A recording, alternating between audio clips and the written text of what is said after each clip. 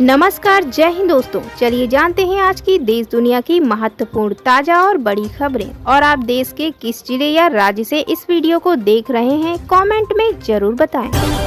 जम्मू कश्मीर के बडगाम में आतंकियों ने की फायरिंग, 2 बाहरी व्यक्तियों को लगी गोली, सर्च ऑपरेशन जारी। बता दें दोस्तों, जम्मू कश्मीर के बडगाम जिले में आतंकियों ने एक बार फिर बाहरी लोगों को निशाना बनाया है। जानकारी के मुताबिक आतंकियों ने बडगाम में गोलाबारी की, इसमें 2 बाहरी व्यक्तियों को गोली लगी। घायल मजदूरों को अस्पताल रेफर कर दिया गया। सुरक्षा बलों ने मौके पर पहुंचकर इलाके को घेराबंदी कर ली, साथ ही सर्च ऑपरेशन शुरू कर दिया है। वहीं बताते चले, उत्तर प्रदेश के सहारनपुर के रहने वाले उस्मान मलिक पुत्र एम जुल्फान मलिक और सूफिया पुत्र ईमान इलियास को गोली लगी है। मस्जिदों के मुद्दे पर भड़के मौलाना अरशद मदनी, बुलडोजर एक्शन पर पूछा यह बड़ा सवाल।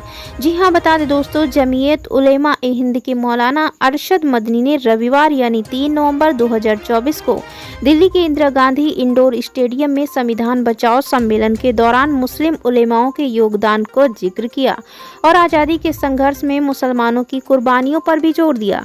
उन्होंने कहा कि मुल्क की आज़ादी में मुसलमान उलेमाओं ने ऐसी शहादत दी है जिसका मुकाबला कोई नहीं कर सकता।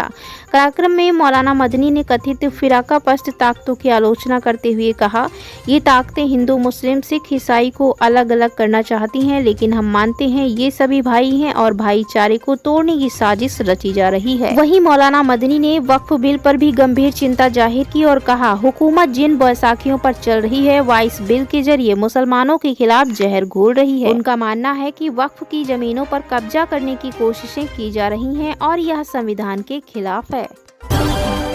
कनाडा में एपी ढिल्लो के घर पर फायरिंग करने वाला आरोपी गिरफ्तार, लॉरेंस बिश्नोई गैंग ने ली थी जिम्मेदारी।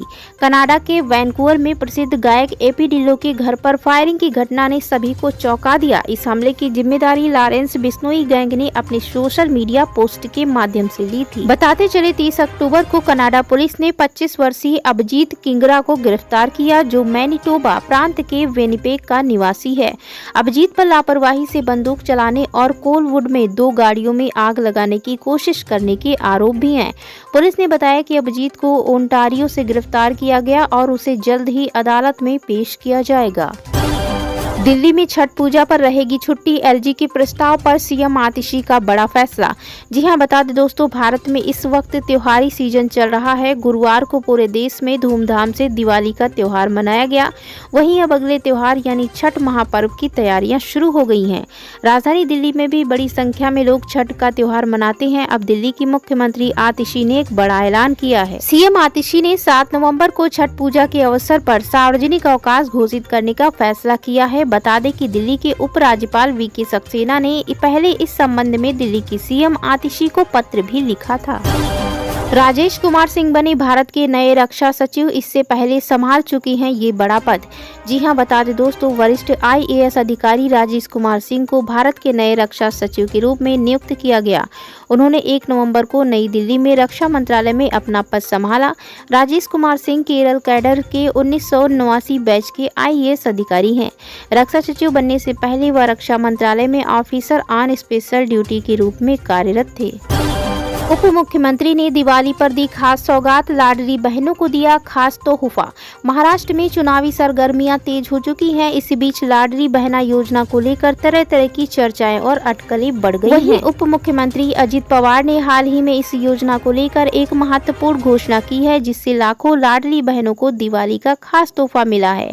वहीं बता दें, लाडली बहना योजना, जिसे स्थानीय रूप से लाड की बहन योजना भी कहा जाता है, इसका उद्देश्य महिलाओं को वित्तीय सहायता प्रदान करना है। यह योजना उन महिलाओं के लिए है जो आर्थिक रूप से कमजोर हैं और जिन्हें इस सहायता की सबसे ज्यादा आवश्यकता है। हाल ही में योजना के तहत पात्र महिलाओं को दिवाली बोनस के रूप में 3000 रुपए का भुगतान किया गया। यह राशि अक्टूबर की 4थी और नवंबर की 5वीं किस्त का अग्रिम भुगतान है। इसके अलावा कुछ अन्य श्रेणियों की पात्र महिलाओं को 2500 रुपए भी दिए गए। इस प्रकार इस योजना ने महिलाओं के जीवन में एक सकारात्मक बदलाव लाने का प्रयास किया है, खासकर त्योहारों के इस मौसम में। सपा ने झारखंड में 21 प्रत्याशी उतारे, गठबंधन के तहत हिस्सेदारी न मिलने पर अकेले ही ठोकी ताल। बता दें दोस्तों, सपा ने झारखंड के विधानसभा चुनाव में 21 प्रत्याशी मैदान में उतार दिए हैं। इंडिया गठबंधन के तहत हिस्सेदारी न मिलने पर अकेले ही ताल ठोक दी है। पार्टी के झारखंड राज्य प्रभारी व्यासी गोंड ने गठबंधन पर सपा को उचित सम्मान न देने का आरोप भी लगाया। साथ ही यह भी कहा कि अब मध्य प्रदेश जैसा हाल होने की आशंका से इनकार नहीं किया जा सकता। बताते चले कि मध्य प्रदेश, हरियाणा, जम्मू कश्मीर और महाराष्ट्र की तरह ही इंडिया गठबंधन के दलों ने झारखंड में भी सपा को कोई सीट नहीं दी। हरियाणा के चुनाव में तो सपा ने अपने प्रत्याशी नहीं उतारे, लेकिन महाराष्ट्र के बाद अब झारखंड में भी अपने प्रत्याशी दे दिए हैं। एक जानकारी के मुताबिक झारखंड में कांग्रेस और झारखंड मुक्ति मोर्चा से सीटों के बंटवारे पर सपा अनुसूचित जनजाति प्रकोष्ठ के अध्यक्ष व्यासी गोंड वार्ता कर रहे थे। वे बताते हैं कि ऐन वक्त पर उन्हें सीटें देने से इनकार किया गया। इजराइल के साथ युद्ध खत्म करने के लिए तैयार हुआ हमास, लेकिन सामने रख दी एक शर्त। जी हां, बता दें दोस्तों, 1 साल से भी ज्यादा समय से इजराइल के साथ चल रहे अपने संघर्ष को रोकने के लिए हमास तैयार है, लेकिन इसके साथ ही उसने किसी भी अल्पकालिक युद्ध विराम के लिए इनकार कर दिया है। हमास का कहना है कि अल्पकालिक युद्ध विराम का अर्थ है कि आप फिर से आक्रामकता को बढ़ाएंगे, इसलिए समूह हमेशा ही पूर्ण और स्थायी युद्ध विराम के पक्ष में रहा है। एक न्यूज एजेंसी के मुताबिक हमास के नेता ताहिर अल उन्होंने कहा कि अस्थायी युद्ध विराम की बात करने से दोबारा आक्रामकता बढ़ने की बात पर मुहर लग जाती है। हम ऐसा कुछ नहीं चाहते। हमास हमेशा से युद्ध के स्थायी समाधान के विषय में बात करता है। हम युद्ध का स्थायी अंत चाहते हैं, अस्थायी नहीं। त्यागी ब्राह्मण से अब बने ठाकुर। इस्लाम छोड़ हिंदू धर्म अपनाने वाले वसीम रिजवी ने फिर बदला अपना नाम। जी हां, बता दें दोस्तों, सिया वक्फ बोर्ड के पूर्व अध्यक्ष वसीम रिजवी ने एक बार फिर अपना नाम बदल लिया है। 2021 में धर्म परिवर्तन के बाद जितेंद्र नारायण त्यागी नाम अपनाने के बाद उन्होंने अब अपना नाम जितेंद्र नारायण सिंह सेंगर रख लिया है। अब वह त्यागी से ठाकुर बन गए हैं। रिजवी ने इस्लाम धर्म छोड़कर हिंदू धर्म अपना लिया था, लेकिन उन्होंने अपने एक बयान में कहा था कि उन्हें इस्लाम धर्म से निकाल दिया गया है। वहीं जितेंद्र नारायण सिंह सेंगर ने दिवाली की बधाई भी दी है और इसी बधाई के साथ उन्होंने अपना नया नाम भी डाला है। वहीं त्यागी सरनेम त्यागने के बाद अब वह सीधे ब्राह्मण से ठाकुर बन गए हैं। मसलन जितेंद्र नारायण त्यागी बनकर उन्हें कोई खास महसूस नहीं हुआ, इसलिए अब वह ठाकुर जितेंद्र नारायण सिंह सेंगर कहलाएंगे। पहले मीर को धक्का देकर निकालो, मैं खुद चला जाऊंगा, बाहरी कहे जाने पर हिमंता का हेमंत को जवाब। जी हां, बताते चले दोस्तों, झारखंड में होने वाले विधानसभा चुनाव के लिए असम के मुख्यमंत्री और भाजपा के सह चुनाव प्रभारी हेमंत बिस्व शर्मा बीते कई महीनों से प्रदेश में डटे हुए और राज्य की सत्तारूढ़ झारखंड मुक्ति मोर्चा सरकार पर निशाना साध रहे हैं। हालांकि झामुमो भी उन्हें लगातार बाहरी बताते हुए उन पर हमलावर हैं। इसी बात को लेकर शुक्रवार को शर्मा का गुस्सा फूटा और उन्होंने खुद को बाहरी बताए जाने पर सवाल उठाया। उन्होंने कांग्रेस के प्रदेश प्रभारी गुलाम अहमद मीर का नाम लेते हुए सीएम हेमंत सोरेन से पूछा कि अगर मैं बाहरी हूं तो फिर मीर क्या है। शर्मा ने मीर का उदाहरण देते हुए राज्य सरकार पर एक विशेष समुदाय के लिए रेड कारपेट बिछाने का आरोप लगाया और मुख्यमंत्री हेमंत सोरेन को मीर को धक्का देकर बाहर निकाल कर दिखाने की चुनौती दी।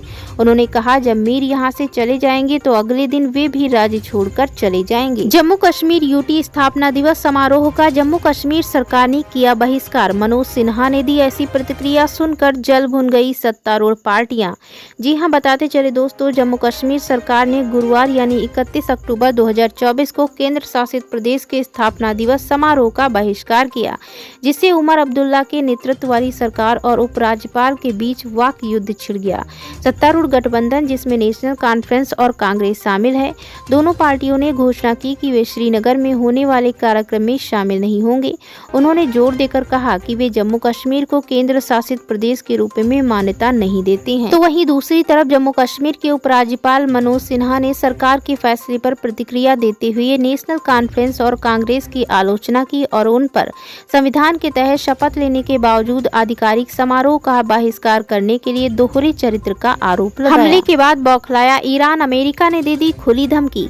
जी हां, बता दें दोस्तों, व्हाइट हाउस ने ईरान को चेतावनी दी कि अगर उसकी ओर से इजरायली हमले का जवाब दिया गया तो अमेरिका यहूदी राष्ट्र के साथ खड़ा होगा। व्हाइट हाउस की प्रेस सचिव कैरीन जीन पेयर ने बुधवार को कहा कि ईरान को इजरायल की जवाबी कार्रवाई का जवाब नहीं देना चाहिए। अगर वे ऐसा करते हैं तो हम इजराइल का समर्थन करेंगे। पिछले शनिवार यानी 26 अक्टूबर को इजराइल ने ईरान के सैन्य ठिकानों पर हवाई हमले किए थे। इजरायली सेना ने कहा था कि शनिवार सुबह का अटैक अक्टूबर को यहूदी राष्ट्र पर तेहरान के हमले का जवाब था। वहीं बताते चले दोस्तों, ईरान की सरकारी एजेंसी के मुताबिक IRNA ने बताया कि 26 अक्टूबर के इजरायली हमलों में एक नागरिक की मौत हो गई, जिसमें हमले में मरने वालों की संख्या बढ़कर 5 हो गई।